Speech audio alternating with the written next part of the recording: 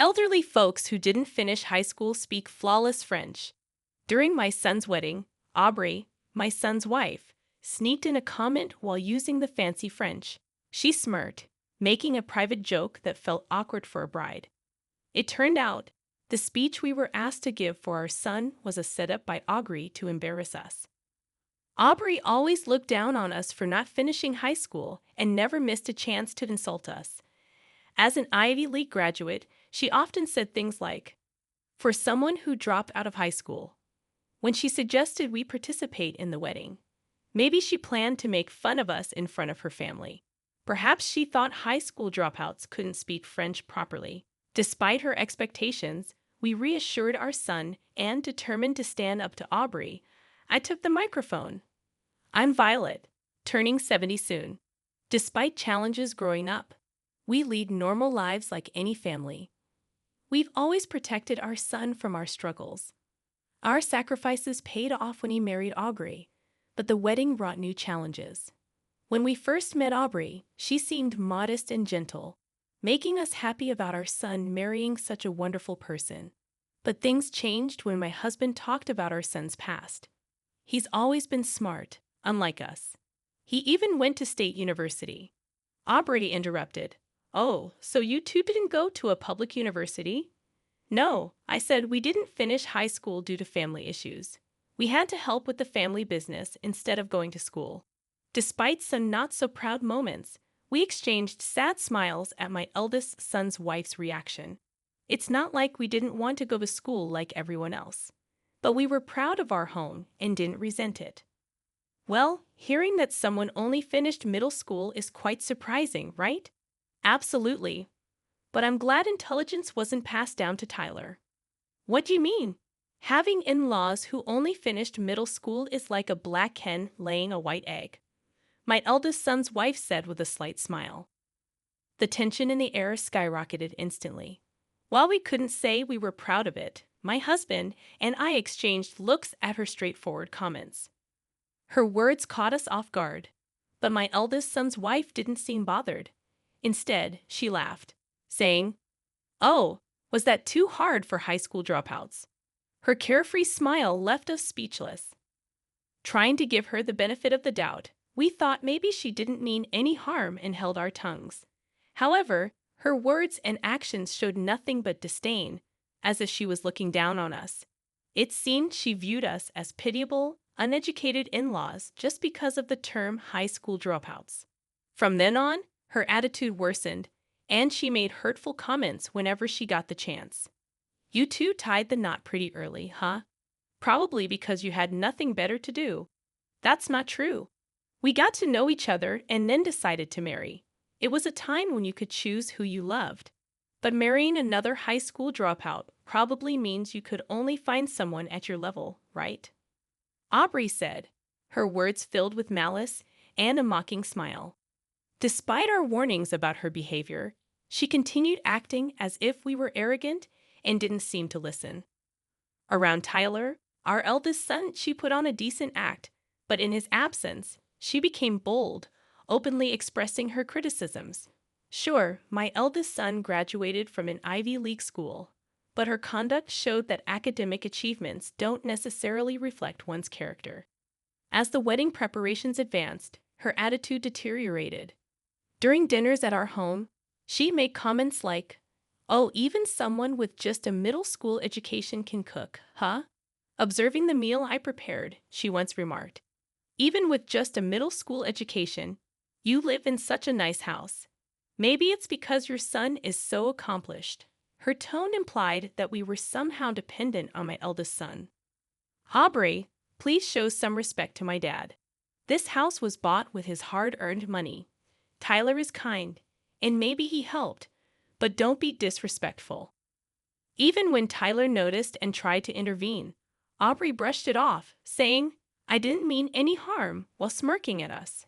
When I looked into her condescending eyes, all I felt was malice. Even when my eldest son tried to correct her, she assumed I had tattled on her and seemed annoyed.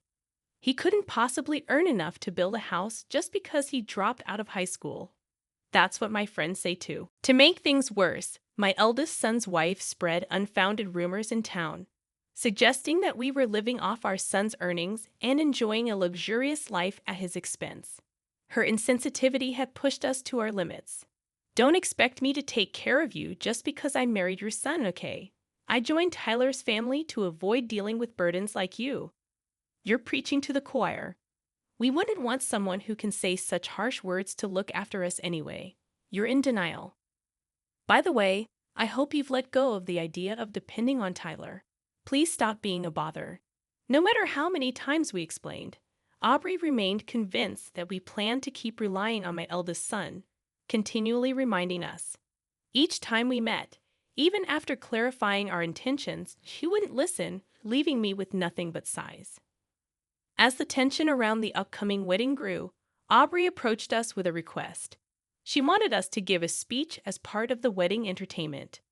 Since we took some money from you both for the wedding, we'll let you attend. But in return, can you do me a favor? And I want it to be a surprise for Tyler. It's a bit last minute to tell me this, you know. I forgot. I'm sorry, but it's already scheduled, so I can't change it. A speech, huh? Well, if that's all you want, I guess it's fine. Despite her sharp words, I accepted that arguing was pointless and reluctantly agreed. Despite the request for a 10-minute speech from the groom's parents, we were doubtful but went along with it. Surely she wouldn't try to cause trouble during the speech.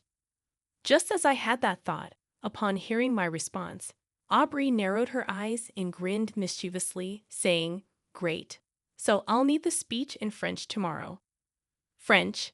Why in the world? I asked, taken aback, and she looked down at me with a smug expression.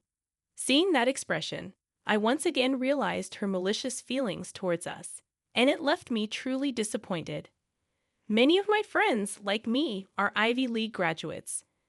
I don't want to be judged because my in-laws dropped out of high school. But even if they can relate, there's no reason the speech has to be in French, right? Consider how the other guests would feel. Fine, I guess French might be too much for high school dropouts. It must be embarrassing to make excuses, huh? With her persistent sarcasm and forceful demeanor, she left us with a warning to keep our promise and walked away.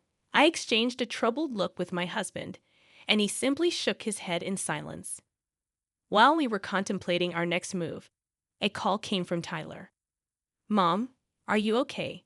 Is everything all right?" "Yes, everything's fine." "What's up?" "I heard from Aubrey that you guys are going to help make the wedding special." I was worried she might have caused more trouble for you. He sounded apologetic as he said that, showing concern for Aubrey's excessive behavior. I wonder if choosing Aubrey as my life partner was a mistake. I never thought someone could change so much just because of their educational background. My eldest son expressed doubts, and it was painful for me to witness. Someone who never bragged about his education and grew up to be a kind-hearted person. Without further worry, my husband and I exchanged a knowing glance, nodding in agreement. "We're okay, honey. Don't stress. Just look forward to the wedding," we'd assured him. With that, we started preparing our speech, determined to show Aubrey our true selves. The next day, we headed to the wedding venue. On the wedding day, everything appeared to be going smoothly, except for the occasional glances and sneers from Aubrey's friends seated on her side. Even when we crossed paths in the corridor, they deliberately bumped into my shoulder without a simple greeting. Without an apology, they moved on with scornful smiles, leading me to believe they might have heard things about us from Aubrey. "Violet, are you okay?" "Yes, I'm fine." I could sense they had been briefed on something, but even then, their rudeness was quite evident. As first-time acquaintances, their character left much to be desired. If I was deemed the problem, they were certainly no better. I straightened my posture, sighed deeply, and waited for the right moment to respond. Now we have a surprise speech from the groom's parents. At the lively announcement, my husband and I looked up. My eldest son appeared shocked, and beside him, Aubrey sneered at us with a smirk that seemed entirely out of place for a bride. The French from the elderly high school dropouts is sure to be entertaining. My eldest son's wife whispered just loud enough for us to hear as we walked by. I had half a mind to slap that smug face, but I restrained myself and took hold of the microphone. After a brief moment to gather myself, I began my speech. First, let me share a little about us. As I started, I noticed from the corner of my eye that Aubrey's eyes widened in surprise. She likely expected a disappointing speech in broken French from the grandparents. While our fluency might not be native-like, it's safe to say we exceeded her expectations. My husband, seated beside me, went on to showcase proficiency in several other foreign languages, not just French. Witnessing Aubrey's wide-eyed and stunned expression, I couldn't help but smirk. How can you give such a speech? It's strange considering you didn't finish high school. Please don't judge a book by its cover, or in this case, by one's education. I replied softly and continued with my speech. I'd openly delivered it in French, addressing my eldest son's wife's disapproval of our educational background. I shared how she had unexpectedly requested the French speech the day before, emphasizing her demanding attitude as if this were the least we could do to attend the wedding. I even brought up her past insults towards us. I had much more to say, but my speech was cut short due to a flustered interruption from Aubrey. Nevertheless, the murmurs and whispers in the crowd, along with the shocked look on Aubrey's face, made me feel that revenge was achieved. Sorry for that little commotion. It was a surprise speech from the groom's parents. Thank you? No, thank you. And may I say, your pronunciation was impeccable. Did you study abroad?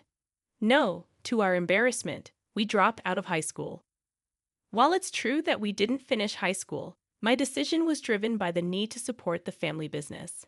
As for my husband, despite completing only middle school, he not only provided for his family, but also rose to become the CEO of a successful company. He climbed the ranks through relentless work, eventually establishing his own company and acquiring the necessary knowledge on his own. Skipping formal education was inconsequential for him. We crossed paths by chance through work, and understanding the similar challenges I faced, he stepped in to assist with my family's business. Thank you for helping our family. I can't express my gratitude enough. If you appreciate it, why not join us? Having someone who has faced similar challenges would be reassuring. That's how I joined my husband's company and continued working even after we got married until my retirement. Since the company had operations overseas, both my husband and I became fluent in French. I concluded with a smile to Aubrey. The bride requested us to deliver this speech in French at this beautiful venue. She arranged this opportunity so that my husband and I, who only completed middle school, wouldn't be looked down upon by her and her highly educated friends, some of whom graduated from prestigious universities like Harvard. Despite her request for a French speech, it seemed she couldn't fully comprehend it. Perhaps she struggled to understand our earlier speeches as well. Her earlier outbursts appeared to be fueled by her disdain for witnessing our fluent French. As I waved cheerfully, Aubrey responded timidly.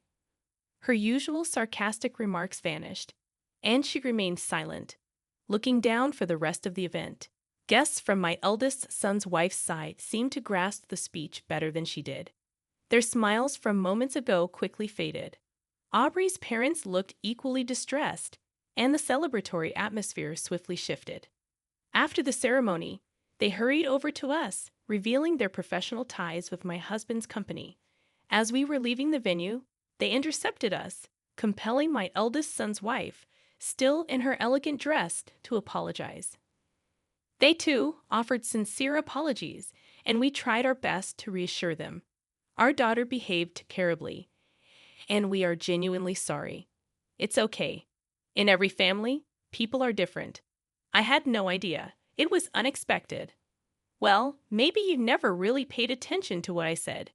You were so proud, saying a black hen lays a white egg. When I disclosed the incident in front of her parents, both turned red and glared at their daughter. My eldest son's wife's complexion worsened even more. We'll make sure she reflects on her actions and discipline her appropriately to prevent a repeat. That's fine. She's now part of our son's family. She expressed a desire to distance herself from us. To make matters worse, tears welled up in my eldest son's wife's eyes. Her parents seemed formidable, but that was not our concern. Additionally, I heard of her friends had severed ties with her, believing baseless rumors, saying, "We thought you had terrible in-laws with just a middle school education." She must have felt embarrassed for getting entangled in all that. Why is this happening to me? If Tyler had told me, none of this would have happened. I did tell you. They had enough earnings to build a house and didn't need financial help. They even covered all of my college tuition. Yeah, you never really listened to me either. With those stern words, Tyler turned his back on her.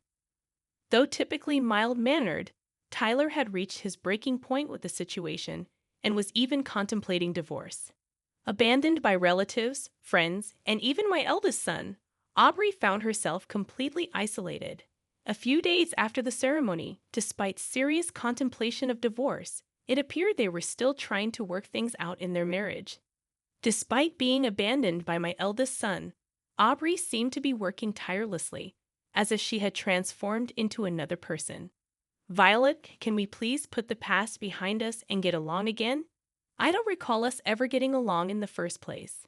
Although she seemed remorseful in front of Tyler, she often approached us, feigning apologies. Being one to hold grudges, I chose to ignore her attempts to mend ties with my eldest son and our family and kept my distance. Who was suggesting cutting ties, do you think? Oh, come on, stop pretending and lend me a hand, will you? Always nagging. You're the most spiteful person. Why, thank you. Trying to showcase an old couple's French skills was quite a move as well. Unhappy with my response, a frustrated Aubrey glared at me with her unapologetic attitude. It seemed our relationship might be irreparably damaged soon. Regardless of the difficult position it put her in, I wondered about the source of her high pride. She looked down on us and was unwilling to reflect on her actions. Recently, a relative who had recorded the wedding sent us the footage. When it reached my speech, we clearly saw the surprised expression on the bride's face and burst out laughing. School isn't the only place to learn. Maybe I should try picking up something new. Why not? Perhaps I'll join you. We decided to head to a bookstore together to search for study materials.